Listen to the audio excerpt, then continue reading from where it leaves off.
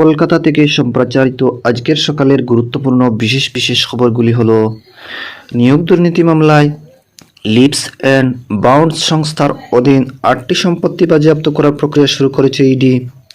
হাইকোর্টে সিবিআই জানিয়েছে, অয়নশীলের সংস্থার মাধ্যমে 17টি পৌরসভার বেআইনিভাবে নিযুক্ত হয়েছে 1829 জন।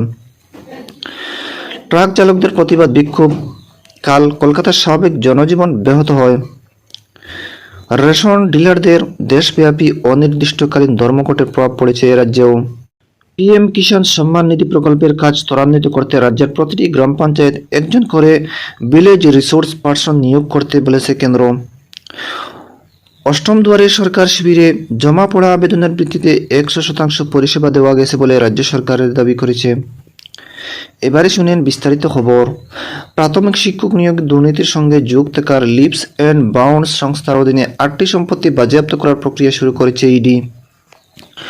কলকাতা হাইকোর্টের বিচারপতি অমৃতা সিনহার বেঞ্চে কেন্দ্রীয় তদন্তকারী সংস্থা জানিয়েছে, এই সম্পত্তির মূল্য 7.5 কোটি টাকা। উল্লেখ্য, লিপস অ্যান্ড বাউন্স এর সিইও পদে রয়েছেন তৃণমূল কংগ্রেসের সর্বভারতীয় সাধারণ সম্পাদক সাংসদ অভিষেক ব্যানার্জি। এর আগে সংস্থার সঙ্গে যুক্ত সুজয় কৃষ্ণ পত্রকে নিয়োগ দুর্নীতি মামলায় গ্রেফতার করে ইডি। অভিষেকের রায়ের উৎস জানতে চেয়েছিলেন বিচারপতি সিনহা। মুখ বন্ধ খামে ইডি জবাবে ডিসেম্বরে জমা পড়ে লিপস অ্যান্ড বাউন্ড সংস্থার ডিরেক্টরদের নাম, তাদের সম্পত্তির পরিমাণ, সংস্থার লেনদেন ইত্যাদি সম্পর্কেও বিস্তারিত বিবরণ জানতে বলা হয়। তদন্তের কাজ শেষ করতে আরও কিছুটা সময় চান ইডির আইনজীবী। বিচারপতি আজ সংস্থার যুগ্ম আধিকারিককে আদালতে হাজির হতে বলেছেন। ইডির পাশাপাশি সিবিআইও নিয়োগ দুর্নীতি তদন্ত করেছে। এদিকে বিচারপতি অমৃতা সিনহার বেঞ্চে কাল সিবিআই জানায়, 2014 টেটের ওএমআর শিট কেজি ধরে ওড়িশার বালেশ্বরে একটি সংস্থার কাছে বিক্রি করে দেওয়া হয়েছে। 2018 200 কুইন্টাল বেশি ওএমআর শিট নষ্ট করা হয়েছে এবং তা নিয়ে নতুন কাগজ তৈরি হয়েছে বলে ওই সংস্থাটি জানিয়েছে। পৌরসভায় নিয়োগ দুর্নীতি সংক্রান্ত তদন্ত রিপোর্ট কাল আদালতে জমা দেয় সিবিআই। এতে বলা হয়েছে, অয়নশীলকে জিজ্ঞাসাবাদ করে তারা জানতে পেরেছে, অয়নের সংস্থার মাধ্যমে 17টি পৌরসভার 1829 জনকে অবৈধভাবে নিয়োগ করা হয়। এদিকে দ্রুত ইন্টারভিউ ও নিয়োগের দাবিতে 2022 টেট পাস চাকরি প্রার্থীরা কাল কলকাতায় মিছিল বের করেন। শালদা থেকে ধর্মতলে পৌঁছে ডুরিনা ক্রসিংয়ে অবস্থান বসেন তারা। হাতে পোস্টার, থালা নিয়ে মুখে কালি লাগিয়ে বিক্ষোভে সামিল হন। রাস্তায় শুয়ে পড়েন কেউ কেউ। 3 জনের গলায় ঝুলানো ছিল মুখ্যমন্ত্রী, শিক্ষামন্ত্রী ও প্রাথমিক শিক্ষা পরিষদের সভাপতির ছবি। বিক্ষোভকারীদের একটি দল বিকাশ ভবনে গিয়ে শিক্ষা দপ্তরের আধিকারিকের কাছে ডেপুটেশন দেন। শিক্ষামন্ত্রীর সঙ্গে তারা দেখা করতে চাইলেও আগে থেকে বলে না রাখা তা সম্ভব হয়নি।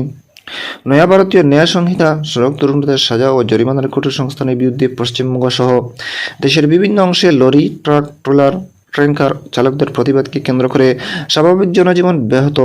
কলকাতার খিদিরপুর এলাকা, তারাতলার হাওড় রোড, উত্তর 24 পরগনার বামনগাছি এবং পশ্চিম মেদিনীপুরের দাঁতনের হাসিপুরে কাল সকাল থেকে রাস্তায় ট্রাক, মিনি ট্রাক, ট্রেলার দাঁড় করিয়ে বিক্ষোভ দেখানো হয়। দুর্ভোগে পড়েন অসংখ্য মানুষ। অন্যদিকে পশ্চিম বর্ধমানের কাকসার রাজবাদে রাষ্ট্রায়ত্ত তেল ডিপুর সামনে কর্মবিরতি শুরু করেন ট্রাক্টর চালকরা। 3টি তেল ডিপুর 1000-এর বেশি চালক স্টিয়ারিং ছেড়ে আন্দোলন নামায় বন্ধ হয়ে যায় তেল পরিবহন। তাদের অভিযোগ, কেন্দ্রের নতুন আইন অনুযায়ী দুর্ঘটনা ঘটলে 10 বছরের কারাদণ্ড এবং 5 লক্ষ টাকা জরিমানা হবে। এর ফলে শেষ হয়ে যাবে তাদের ছেলেমেয়ের ভবিষ্যৎ। এর আগে ডানকুনি ও নারায়ণপুরেও একইভাবে প্রতিবাদী জানিয়েছিলেন ট্রাক চালকরা। প্রদেশ কংগ্রেস সভাপতি অধীর রঞ্জন চৌধুরী ট্রাক চালকদের দাবির প্রতি পূর্ণ সমর্থন জানিয়েছেন। এদিকে কেন্দ্রের নতুন আইনের প্রতিবাদী পূর্ব বর্ধমানে জেলা শাসকের দপ্তরে কাল ডেপুটেশনের দেয় অল ড্রাইভার্স ওয়েলফেয়ার অ্যাসোসিয়েশন। তাদের দাবি, নতুন আইন অবিলম্বে বাতিল করতে হবে। দাবি না মানা হলে অনির্দিষ্টকালের জন্য গাড়ি চালানো বন্ধ করে দেবেন তারা। ডেপুটেশন দেওয়ার পর বর্ধমান শহরের কার্জনগেট চত্বরে বিক্ষোভ দেখানো হয়। এদিকে ন্যূনতম মাসিক আয় 50,000 টাকা সুনিশ্চিত করা, কমিশন বৃদ্ধি সহ বিভিন্ন দাবিতে রেশন ডিলারদের সংগঠন all India fair price shop dealers ফেডারেশনের ডাকা দেশব্যাপী অনির্দিষ্টকালের ধর্মঘটের প্রভাব পশ্চিমবঙ্গেও পড়েছে। রাজ্যের প্রায় 18,000 রেশন দোকান বন্ধ করেছে বলে ফেডারেশনের তরফে দাবি করা হয়েছে। পরিবার সম্পূর্ণ ব্যাহত হওয়ার স্বাভাবিকভাবেই সমস্যায় পড়েছেন গ্রাহকরা। কাল সকালে কেষ্টপুর অঞ্চলে পোস্টার ব্যানার হাতে নিয়ে পথে নামে রেশন ডিলাররা। তাদের সঙ্গে ছিলেন এই সংগঠনের সাধারণ সম্পাদক বিশ্বম্বর বসু।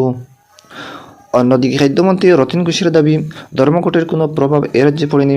কাল উত্তর 24 পরগনার বনগাঁর গোপালনগরে তিনি বলেন, রেশন ডিলারদের উচিত কেন্দ্রের কাছে তাদের দাবি দেওয়ার পেশ করা। এদিকে রাজ্যে পিএম কিষাণ সম্মান নিধি প্রকল্পের অগ্রগতি ত্বরান্বিত করতে প্রতিটি গ্রাম পঞ্চায়েত একজন করে ভিলেজ রিসোর্স পার্সন নিয়োগ করার জন্য কেন্দ্রীয় সরকার রাজ্য সরকারকে নির্দেশ দিয়েছে। রাজ্যে বর্তমানে 3,342টি গ্রাম পঞ্চায়েত রয়েছে। সেই হিসাবে প্রায় 3,500 বিআরপি নিয়োগ করা হবে বলে নবান্নের প্রশাসন সূত্রে জানা গেছে। এই রিসোর্স পার্সনরা গ্রামেতে বাড়ি বাড়ি গিয়ে কিষাণ সম্মান নিধি প্রকল্পের জন্য জমা পড়ে থাকা আবেদন এবং বাতিল হয়ে যাওয়া আবেদনগুলি খতিয়ে দেখবেন।